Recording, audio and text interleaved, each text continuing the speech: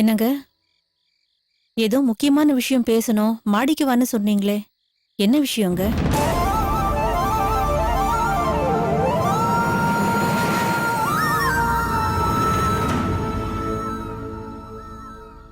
நம்ம பொண்ணுங்களோட வாழ்க்கையை நினைச்சு கண் கலங்குறீங்களா? அது அவங்கள நினைச்சு இல்ல வள்ளி, என்னோட கையாலாகத்தனத்தை நினைச்சுதான் இப்படி கண் கலங்குற. ஏங்க இப்படி பேசுறீங்க? நம்ம பொண்ணுங்களுக்காக உங்களால முடிஞ்ச வரைக்கும் கஷ்டப்பட்டிருக்கீங்க. கொஞ்சம் கூட பலன் கிடைக்காத கஷ்டம் கஷ்டமே இல்லை, அது வெறும் கையாலாகத்தனதான். நீங்க படுற கஷ்டத்தை கடவுள் புரிஞ்சுக்கல, அதுக்கு நீங்க என்னங்க பண்ணுவீங்க? இல்ல வள்ளி, நானா எதுக்கு ஒரு மனுஷனா பிறக்கணும்? எனக்கு எதுக்கு கல்யாணம், குழந்தை, குட்டி எல்லாம்? எனக்கு பிறந்த 3 பொண்ணுங்கள்ல ஒரு பொண்ணுக்கு கூட நல்லபடியா வாழ்க்கை அமைச்சு கொடுக்காத நான்லாம் ஒரு அப்பனா? சொல்லு வள்ளி, நான்லாம் ஒரு அப்பனா? என்னங்க ஏங்க இப்படி எல்லாம் பேசுறீங்க? ஆமா வள்ளி, நம்ம பொண்ணுங்க ஒவ்வொருத்தருக்கும் ஒவ்வொரு விதமான கஷ்டம். மூத்த பொண்ணுக்கு நான் பார்த்து கட்டி வச்ச மாப்பிள்ளதான் அவளுக்கும் அவ குழந்தைக்கு யமனா இருக்கா. 2வது பொண்ணு நந்தினியோட வாழ்க்கை நினைச்சு பார்க்க முடியாத அளவுக்கு செதஞ்சு கிடக்கு. 3வது பொண்ணு ரேவதியோட வாழ்க்கை பேர்லயே கேள்விக்குறியா இருக்கு.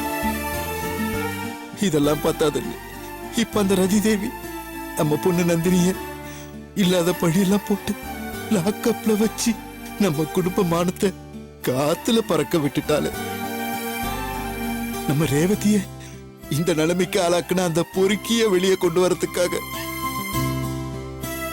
அவனுக்கே நம்ம பொண்ணை கட்டி வைக்க சொல்லி மிரட்டுறா.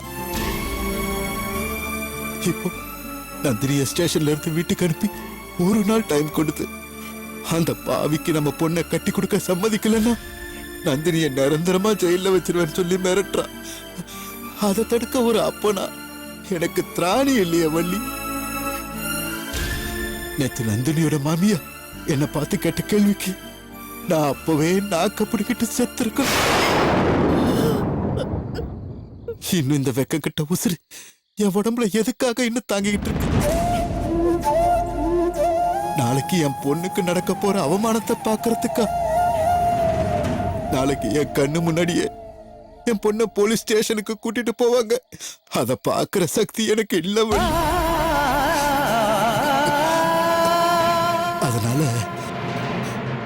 அதனால என் குழந்தைகளை நீ பாத்துக்க. நான் போய் சேர்ந்துடுறேன். உங்க வாயால அப்படி எல்லாம் சொல்லாதீங்க. இத கேக்குறதுக்கு நான் உயிரோட இருக்கேன். இல்ல வள்ளி, இந்த வார்த்தையை சொல்றதுக்காக தான் நான் இதுவரைக்கும் உயிரோட இருக்கேன். மத்தபடி என்னால உங்க யாருக்கும் எந்த பிரயோஜனமும் இல்லையே. பிரயோஜனம் இல்லாத எதுவும் இந்த உலகத்துல இருக்கக்கூடாது. அதான் என்ன நானே முடிச்சுக்கிறதுக்காக இத வாங்கிட்டு வந்திருக்கேன்.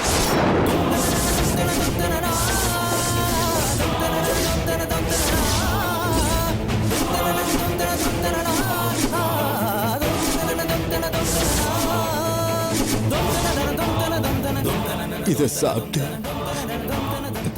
நான் போய் சேர்ந்துடுறேன். ஏங்க ஏங்க இப்படி ஒரு முடிவுக்கு வந்தீங்க? என்னையும் நம்ம பொண்ணையும் நினைச்சு பாத்தீங்களா? நினைச்சிருந்தா இப்படி ஒரு முடிவுக்கு வந்திருப்பீங்களா? நினைச்சு பார்த்ததுனாலதான் இப்படி ஒரு முடிவுக்கே நான் வந்த வள்ளி. நான் உசுரோட இருக்கிறதுனாலதான் நம்ம பொண்ணுங்களை கடவுள் தண்டிக்கிறானோ என்னவோ. நான் செத்துட்டா நம்ம பொண்ணுக்கு மேல அவனுக்கு இறக்கம் வந்துரும்ல. அவன் அவங்கள கைவிட மாட்டான் வள்ளி. அவனுக்கு இறக்கம் வந்துட்டா ரதி தேவி மனசுலயும் இறக்கம் வரத்துக்கு வழி பண்ணுவான். ஏன்னா ஒரு குடும்பத்துல ஒரு சாவு விழுந்துட்டா அந்த குடும்பத்து மேல மத்தவங்களுக்கு இருக்கிற கோபமும் சாபமும் தன்னால மறைஞ்சிடும். அதனால தயவு செஞ்சு என்ன தடுக்காத. என் சாவு கண்டிப்பா நம்ம பொண்ணுங்களை வாழ வைக்கும். அப்படி ஒரு நம்பிக்கை உங்களுக்கு இருந்துச்சுன்னா உங்களோட என்னையும் கூட்டிட்டு போயிடுங்க.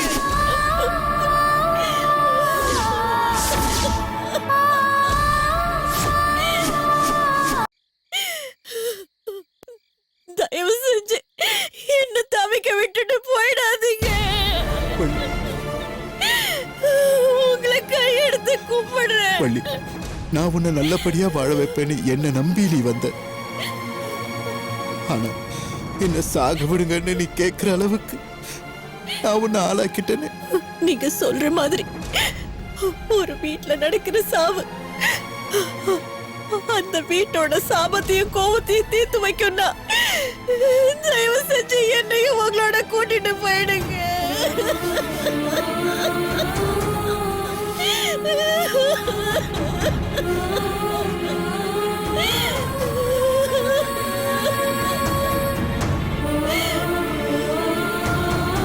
வள்ளி, வள்ளி, உனக்கு நம்பிக்கை கொடுத்து நம்ம பொண்ணுகளை பார்த்துக்கன்னு விட்டுட்டு போறதுக்கு அத சொல்றதுக்கு என்கிட்ட வார்த்தையே இல்லை. அதுக்கு எனக்கு பக்குவம் இல்லம்மா. நல்லா யோசிச்சு பார்த்தா என் கூட நீயும் வந்துடணும்னு நீ நினைக்கிறதுல எந்த தப்பு இல்லைன்னு தான் தோணுது. என்னங்க? உயிரோட இருக்கும்போது என்னாலேயே தாங்க முடியாத வேதனைய உன்னால மட்டும் எப்படிமா தாங்க முடியும்? உன் விருப்பப்படியே நீயும் என் கூடவே வந்துரு வள்ளி.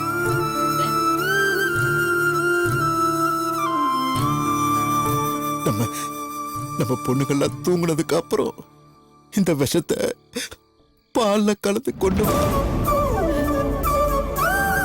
வள்ளி, கடைசியா ஒரே ஒரு தடவை நம்ம 3 பொண்ணுங்களையும் பார்த்து அவங்க கிட்ட ஒரு 4 வார்த்தை பேசிட்டு போகணும்னு ஆசைப்படுறேன்.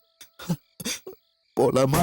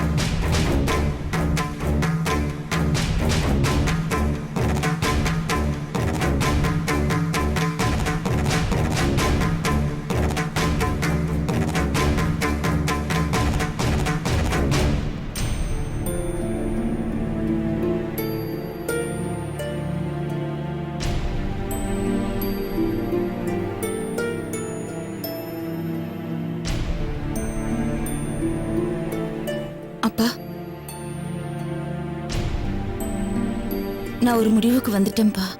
என்னம்மா முடிவு பண்ணிருக்க? காலையில ஸ்டேஷனுக்கு போய் அந்த இன்ஸ்பெக்டரை பார்த்து நீங்க என்ன பண்ணாலும் சரி அந்த ரதி தேவி சொன்னதுக்கு நான் ஒத்துக்க மாட்டேன்னு சொல்ல போறேன். என்ன நந்தினி இப்படி சொன்னா அந்த இன்ஸ்பெக்டர் உன்னை ஜெயில போட்டுற மாட்டாங்களா? என்ன ஜெயில வைக்கட்டும், அத பத்தி எனக்கு கவலை இல்ல.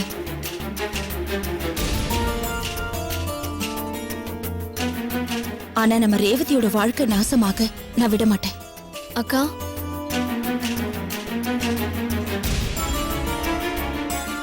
என் வாழ்க்கைக்காக நீ ஜெயிலுக்கு போக வேண்டாம்.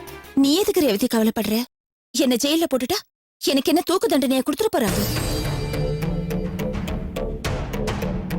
எப்படியும் உண்மை வெளியில வரத்தான் போகுது. என் மேல இப்படி ஒரு பழி வந்ததுக்கு காரணம் அந்த ரதி தேவி தானே நிரூபிச்சு அவளை உள்ள தள்ளிட்டு நான் ஒரு வாரத்துல வெளியில வந்துடத்தானே போறேன். ஒரு வாரமா இருந்தா என்ன, ஒரு வருஷமா இருந்தா என்ன? ஜெயிலுக்கு போய் அவமானப்பட்டது தானே. அந்த அவமானத்தை கூட நான் பொறுத்துப்பேன்பா. ஆனா அந்த ரதி தேவி தம்பிக்கு நம்ம ரேவதிய கல்யாணம் பண்ணி வச்சு அவ வாழ்க்கை பாழாக நான் விட மாட்டேன்.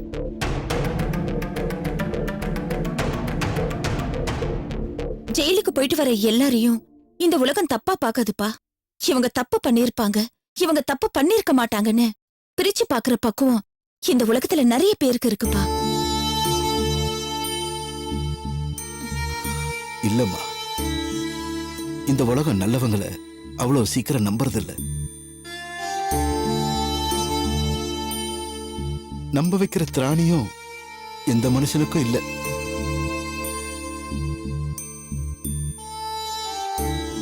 உலகம் அதுக்கு தோன்றப்பதான் அதுவா புரிய வைக்கும்.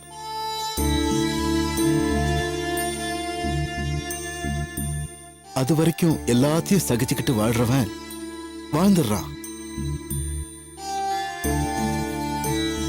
முடியாதவன் கடைசியில தன் உயிரையே மாய்ச்சிக்கிறான். நான் உங்க 3 பேர்கிட்டயும் நிறைய பேசணும், என்னென்னமோ சொல்லணும் அப்படின்னு எனக்கு தோணுது. ஆனா என்ன ஏது எப்படின்னு என்னால விளக்கமா சொல்ல முடியல.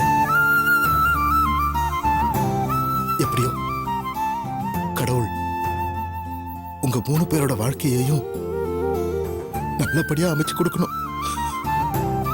அதுதான் என் கடைசி ஆசை. அப்பா அப்பா என்னப்பா இது கடைசி ஆசை அதுன்னு பேசுறீங்க? இல்லம்மா, என் மனசுல கடைசி வரைக்கும் இருக்க போற ஆசைன்னு சொல்ல வந்தேன்.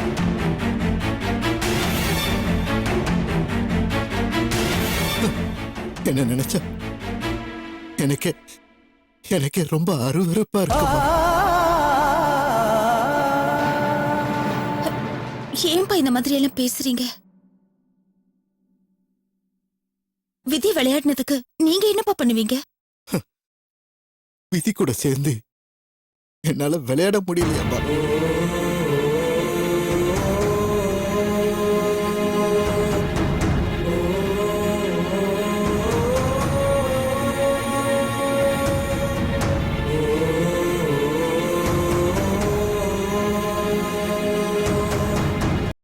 என்ன முடிவெடுக்கிறதுன்னு உங்க 3 பேருக்குமே தெரியல.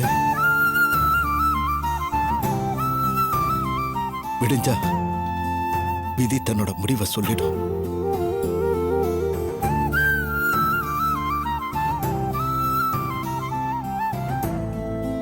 அந்த முடிவை பார்த்ததுக்கு அப்புறமாவது பரிதாபப்பட்டாவது யாரும் உங்களுக்கு எந்த கஷ்டத்தையும் கொடுக்க மாட்டாங்கன்னு நான் நம்புறேன். என்னப்பா என்னென்னமோ பேசுறீங்க? இனிமே பேச முடியாது இல்லம்மா. அப்பா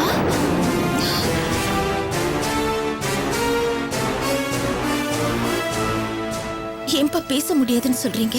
இல்ல, கடவுள் இனிமே நம்மளை இந்த மாதிரி புலம்ப விடாம பாத்துக்குவான்னு சொல்றேன்.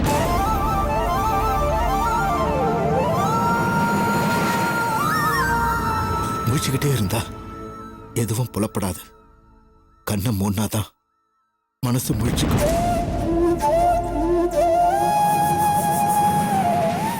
இனிமே எந்த பாதையில போறதுன்னு உங்களுக்கு ஒரு நல்ல வழியா மனசு காட்டும்.